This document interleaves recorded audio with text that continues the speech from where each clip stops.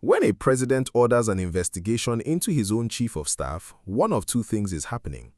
Either the president is confident the investigation will clear his man and he is using it to silence the critics, or the president knows something is wrong and he needs distance from the person closest to him before the full story comes out. On July 7, 2026, President Bola Tinubu directed the ICPC to conduct a thorough investigation into the PFIPC scandal and submit a comprehensive report within 30 days. The Office of the Chief of Staff to the President, Femi Gbajabiamila, is at the center of that investigation. Let me tell you where this story stands today, because it has moved so fast in the last 7 days that most Nigerians have not been able to keep up with it. When this scandal first broke, the story was a man ran a fake agency inside the Federal Secretariat and is now accusing Gbajabiamila of collecting 400 million naira from him. Today, 7 days later, the story is completely different. Gbajabiamila has threatened Adeyemi with a 10 billion naira defamation lawsuit. Adeyemi called Gbajabiamila a murderer and an assassin at a press conference. The presidency has admitted that internal collaborators inside the Nigerian government helped a fake agency operate for over a year. Femi Falana says the presidency has no constitutional authority to clear anyone. Atiku has linked the scandal to 8.8 trillion naira in alleged off-budget spending. And Tinubu himself has now ordered the ICPC to investigate the whole thing and report back in 30 days. This is not a story about one fraudster anymore. This is a story about how deep the rot goes inside Nigeria's federal government. And today, Pulse Nigeria HQ is going to show you every layer of it. If you are new to Pulse Nigeria HQ, this channel exists to give Nigerians the kind of honest, deep political analysis that mainstream media cannot touch. Subscribe now and stay with me because this video goes places that other channels have not gone yet on this story. From fake agency to presidential investigation, what happened every day? Let me give you the complete timeline of this scandal from the very beginning, because understanding how fast this escalated is essential to understanding how serious it is. In late 2024, a man named Prince Adeyemi Matthew submitted a request to the Office of the Secretary to the Government of the Federation for office accommodation for his agency, the Presidential Foreign Intervention Promotion Council. That request was forwarded to the EFCC for processing from recovered government properties. A real government office processing a real request for a man the government now says never had any legitimate existence. Through 2025, Adeyemi operated from the Federal Secretariat with police escorts, official vehicles, and 34 bank accounts linked to fictitious government agencies. He hosted foreign ambassadors at the Wells Carlton Hotel in Asokoro. He applied for U.S. Embassy note verbale for his staff. The Office of the Head of the Civil Service approved 314 staff positions for his agency, and the agency appeared in Nigeria's 2026 Appropriation Act with a budget allocation. On October 15, 2025, the Ministry of Foreign Affairs and the Nigerian Investment Promotion Commission both raised alarms about the fake agency's activities. On October 17, Gbajabiamila petitioned the DSS and police. 5 days later, on October 22nd, Babatunde Tanimola, the key intermediary who connected Adeyemi and Gbajabiamila, died in a hotel fire in Utako, Abuja. On October 27, Adeyemi was arrested at his Federal Secretariat office. On November 27, he was arraigned on 8 counts of conspiracy, forgery, and impersonation. That should have been the end, but Adeyemi went on bail and came back fighting. On June 25, 2026, he held a press conference and made his most explosive allegations yet. He said Gbajabiamila demanded 48% of the agency's 27.3 billion naira takeoff grant.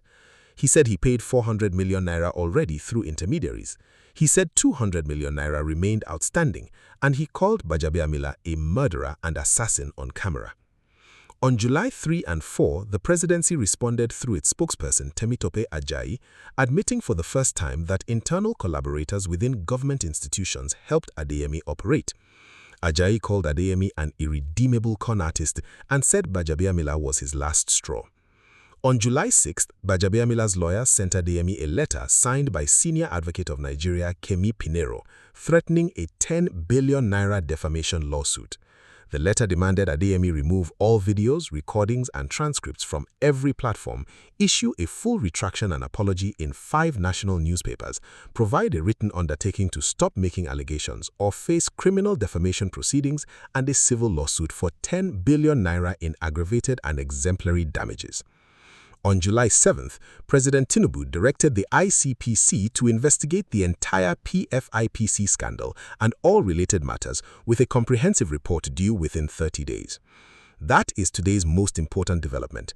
The president himself has now put his authority behind an investigation that names the office of his chief of staff as a subject of inquiry. The 5 things that happened since this story broke that nobody has connected. Most Nigerian media coverage of this scandal has been reporting each new development as a separate story. I want to connect them all for you because when you see them together, the picture changes completely. Development 1. The internal collaborators' admission.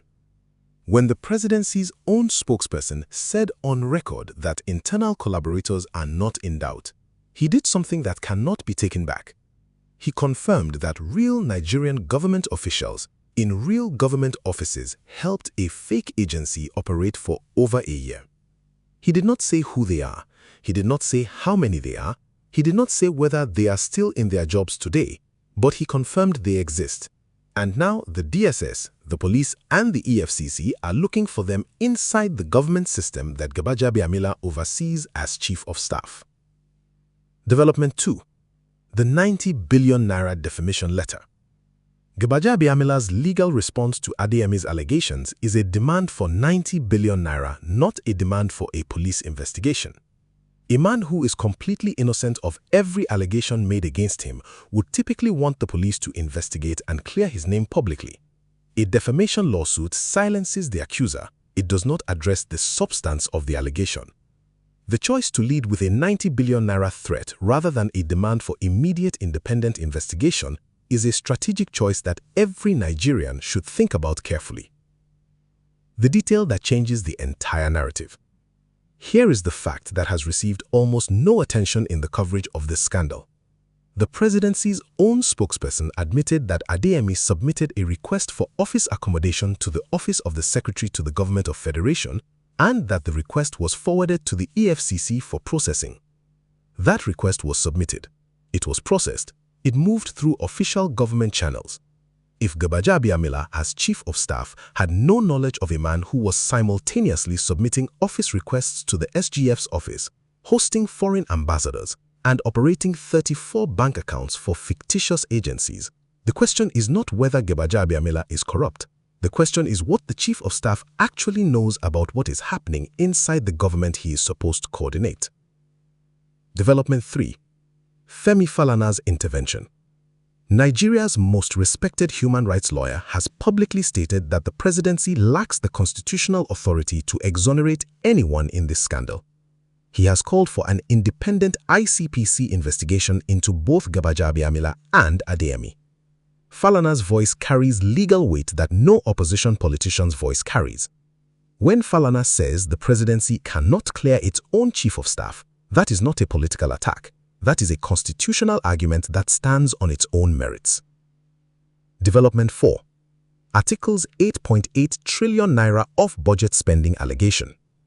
Former Vice President Atiku Abubakar has linked the PFIPC scandal to a broader allegation of 8.8 trillion naira in off-budget spending by the Tinubu administration, citing what he says is a missing 2% GDP disclosure flagged by the IMF.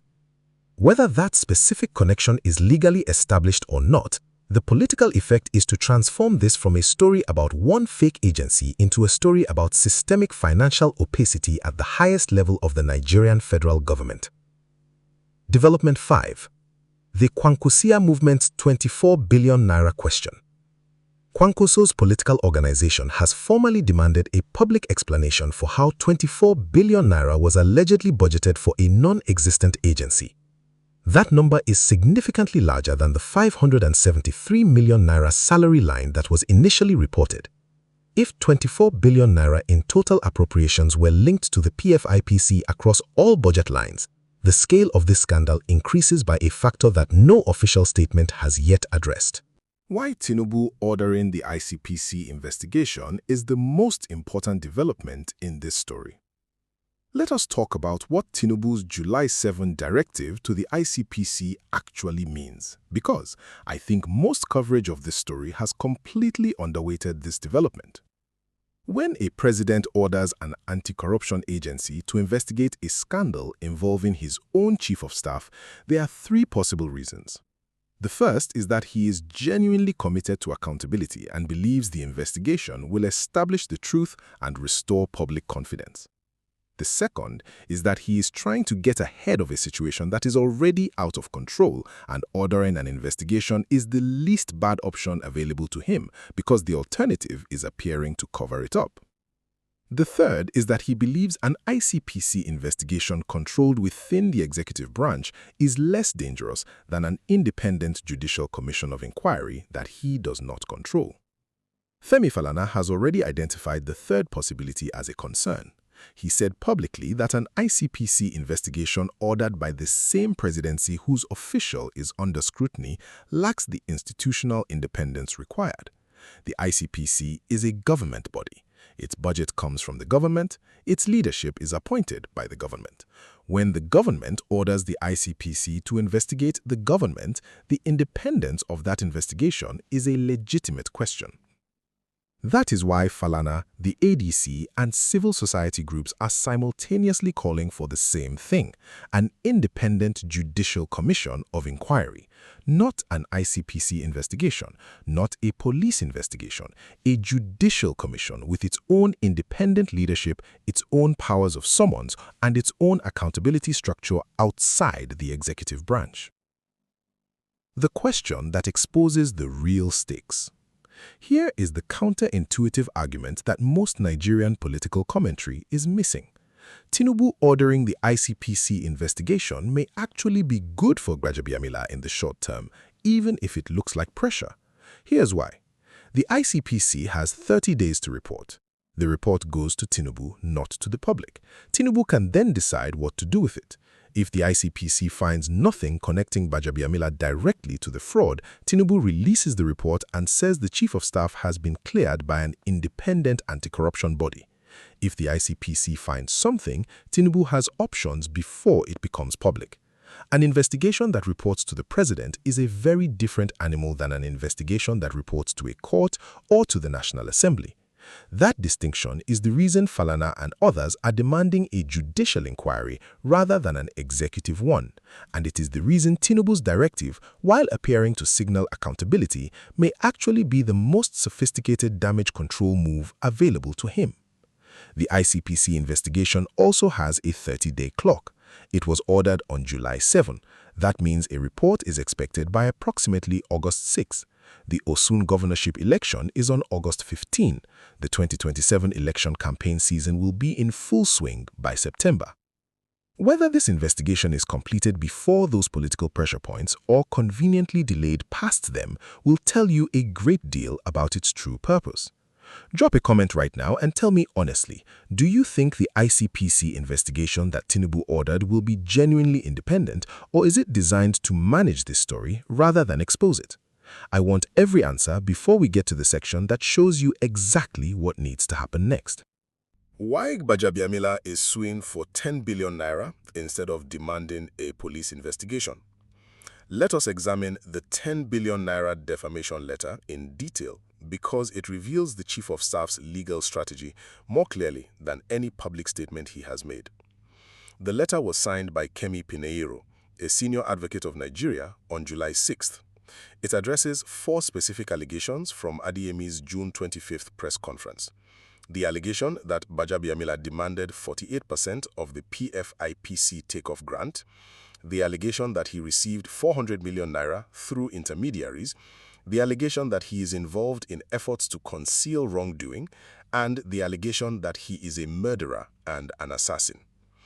The letter demands that Adeyemi remove all videos, recordings, and transcripts from social media, issue a full retraction and apology in 5 national newspapers, provide a written undertaking to make no further allegations, and comply within a stated period or face criminal defamation proceedings and a 10 billion naira civil lawsuit.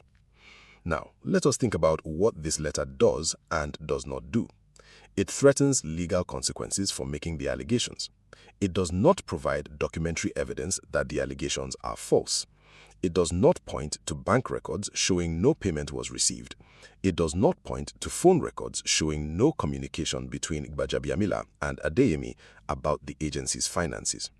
It is a legal threat, not a factual rebuttal. Adeyemi's lawyers responded immediately. They said their client stands by every word he said at the press conference. They noted that Adeyemi's willingness to say those things publicly, knowing he is already facing criminal charges, suggests a man who believes he has enough evidence to defend his position. A man with no evidence does not escalate a legal fight with the Chief of Staff to the President. He either stays quiet or he accepts the apology demand and moves on. The murder and assassin allegation is the most explosive element in this case and deserves specific attention. Adeyemi did not just accuse Gbajabiamila of collecting bribe money. He accused him of being involved in a murder. He made that accusation in the context of Babatunde Tanimola's death in a hotel fire on October 22, 2025. Without saying it explicitly, Adeyemi was suggesting to anyone listening that Tanimola's death was not accidental and that Gbajabiamila was connected to it.